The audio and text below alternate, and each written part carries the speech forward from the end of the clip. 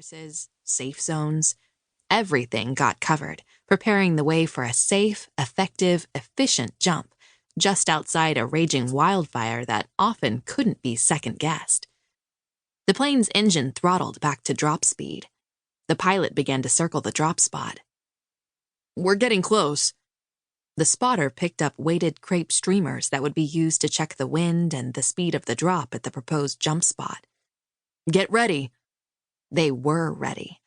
Intensive PT that included running 1.5 miles in under 11 minutes, Spencer ran it in under 8 without breaking a sweat, gave them the physical endurance needed to dig out ground cover down to the mineral level and remove fire fuel in strips of football field wide.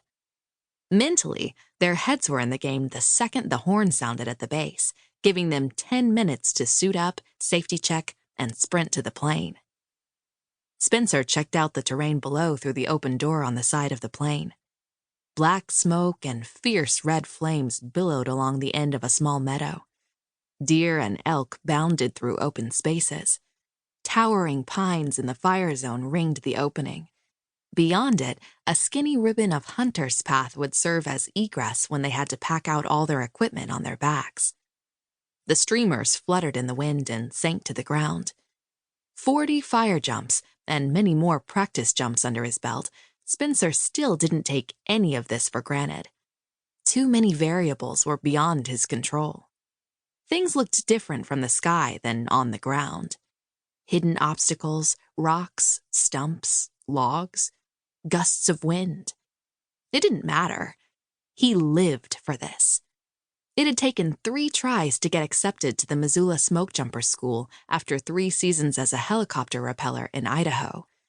Rappelling into a fire zone produced an exhilarating adrenaline high that lasted for hours. Jumping into that zone was even more fun, but riskier. Once he hit the ground, Spencer had no qualms.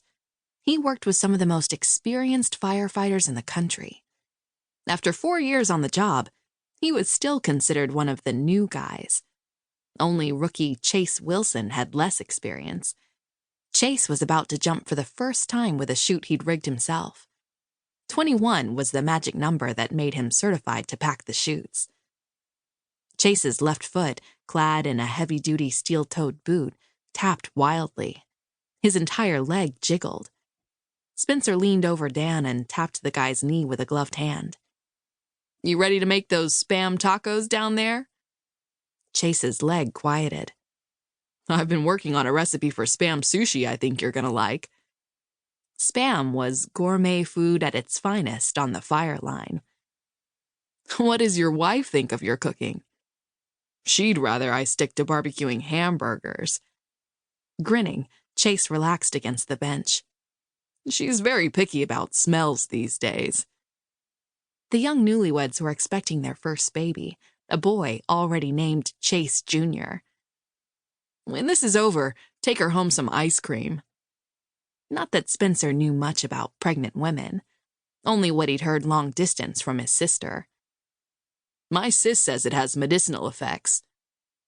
"Got it." Chase twisted the silver band on his ring finger. "She's into Rocky Road." "Good luck out there, buddy." Chase shrugged. "Right back at ya." The noise of the engine ratcheted back. The plane began its orbit around the jump spot. "Get ready." The spotter gave the thumbs up to Spencer. "No catching a catnap on the way down." "No chance of that." "Leg straps tight?" "Affirmative." "Hook up." Spencer hooked up. He put one hand on the doorframe and the other one on his reserve chute. The plane turned. "Static line is clear." The spotter smacked his back. Spencer grabbed the outside of the frame with both hands, stepped out, and embraced the free fall. His static line would open his parachute automatically. If it didn't, he had the backup on his chest. 85 seconds and counting. The chute opened. The noise ceased. The sky became the most peaceful place on earth. A time to feast on the majesty of God's earth. A person couldn't miss the Creator's handiwork, not in this business. Spencer did good with nature, not so much with people.